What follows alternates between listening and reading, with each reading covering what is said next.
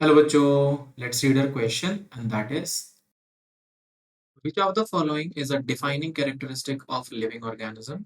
And the options are growth, ability to make sound, reproduction and response to external stimuli. हमें यहाँ पे ये बताना है कि किन ऑप्शंस को यहाँ पे जैसे हमें 4 ऑप्शन दिए हैं, इसमें से तो एक ऑप्शन हमें लेना ही है बट हम यहाँ पे किन चीज़ों को हम कह सकते हैं कि वो एक डिफाइनिंग कैरेक्टरिस्टिक्स हैं एक लिविंग ऑर्गेनिज्म की। सो स्पेसिफिकली जो हमें यहाँ पे डिटरमाइन करना है as you can see in the question as well defining characteristic कि इस कैरेक्टरिस्टिक को देख के हम तुरंत कह सकते हैं कि ये एक लिविंग ऑर्गेनिज्म है और दूसरी चीज लिविंग ऑर्गेनिज्म नहीं है। So that is what we call the defining characteristic of living organism. और इस चीज को समझने का या फिर हम कहें कि ऐसे कुछ ही कैरेक्टर्स हैं जो कि लिविंग ऑर्गेनिज्म में होते हैं। समटाइम्स हम कंफ्यूज हो जाते हैं कि अरे ये कैरेक्टर तो हम नॉन लिविंग में भी देख रहे हैं। But let's talk about the characters या options first, then we talk about the characters. So the first option is growth. Now, growth is something that you can see in the living as well as in non-living as well. You can see the growth of a building, you can see the growth of states, you can see the growth of a city. क्यों? क्योंकि growth का मतलब है एक तरीके से number का बढ़ना। तो वो चीज तो हम देख सकते हैं नॉन लिविंग में भी and that is why this is not a character.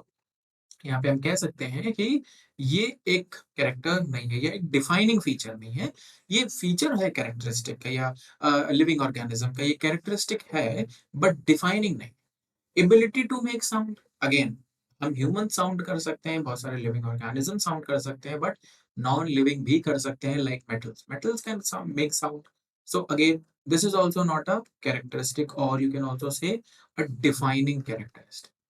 फिर थर्ड ऑप्शन जो हमारे पास है वो है रिप्रोडक्शन। रिप्रोडक्शन की जब हम बात करते हैं तो हम इस चीज को ऐसे ले सकते हैं कि भाई नॉन लिविंग थिंग कैसे रिप्रोड्यूस कर रही है। अगेन रिप्रोडक्शन को कई पर्सपेक्टिव से देखा जा सकता है like asexual, sexual, vegetative propagation.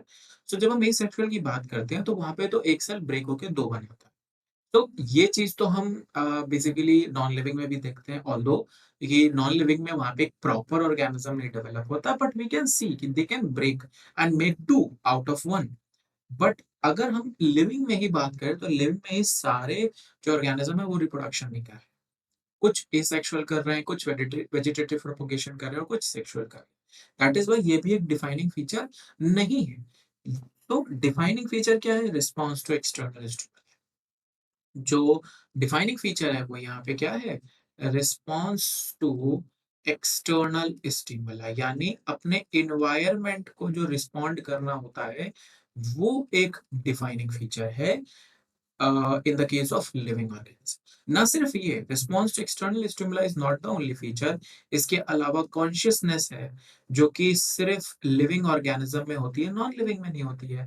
Cellular organisation है एंड ऑल्सो मेटाबॉलिज्म जैसी चीजें जो कि लिविंग ऑर्गेनिज्म में नहीं है but sorry non living organism में नहीं है बट लिविंग ऑर्गेनिज्म में। ये कैरेक्टरिस्टिक्स जो है ये डिफाइनिंग फीचर है जो किसी भी नॉन लिविंग में नहीं मिलेंगे बट लिविंग में मिलेंगे। और हम यहाँ पे कह सकते हैं कि हमारा करेक्ट ऑप्शन क्या है?